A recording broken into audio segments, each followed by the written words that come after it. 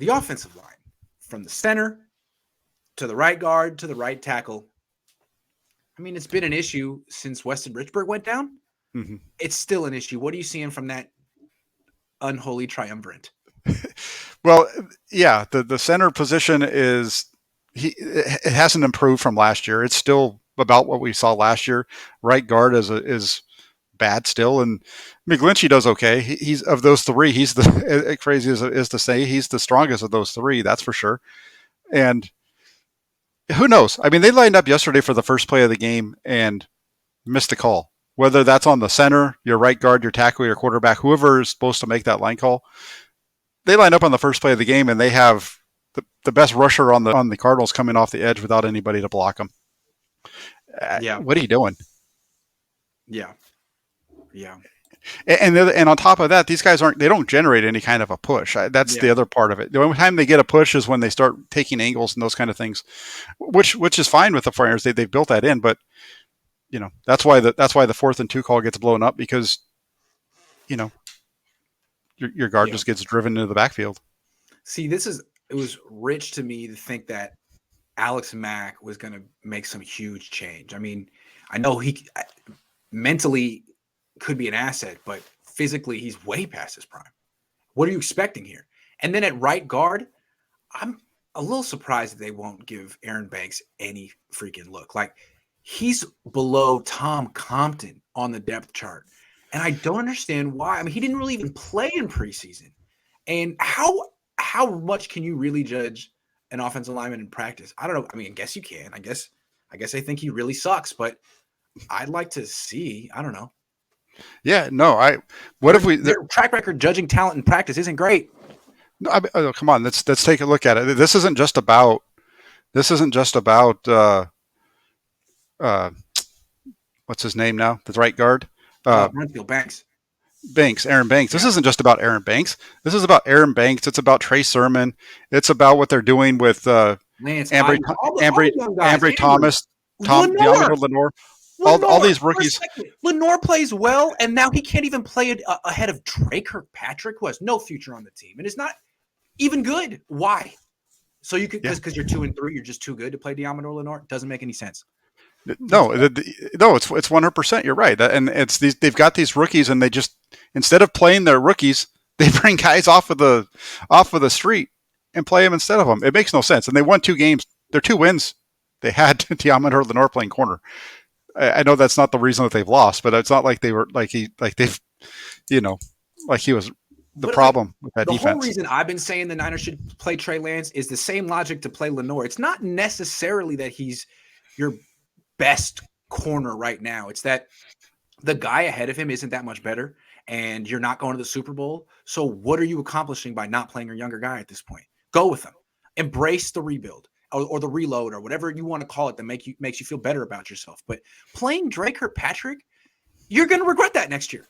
You're going to look back and be like, I really wish we had just played Diamondor, because now we're in a position to be good. And Diamondor, it's like, well, if only he was 4 games more experienced, something like that. Sure. Or if only we'd played him at all in 20, other than 2 times in 2021, yes. Yeah. Because everyone's like, hey, this is Lance. Come back to Lance real quick. This is Lance's team next year. Well, not necessarily. If he doesn't play at all this year, he is playing now. But if he doesn't play this year, he didn't play last year, he might stink next year. We don't know. He has some things he needs to improve. So on all these young guys, Trey Sermon, Aaron Banks, Ambry Thomas, at a certain point, Kyle, man, if you're really interested in the future of this team, and I'm not sure that you are, you are going to need to look at these guys and get them on the field. Yeah, I definitely. I don't understand why they're not. It's different. Those other positions are different than your quarterback. Maybe not the right guard so much, but especially the other guys. I don't understand why you're not seeing them on the field. There was no reason for Trey Sermon not to have a big role on Sunday, and all kinds of stuff. There's just have a lot of issues with what we saw from Kyle Shanahan on Sunday in that game. I felt like going into that game that if they struggled, he was going to be the scapegoat because of the fact that Trey Lance was out there. Yeah.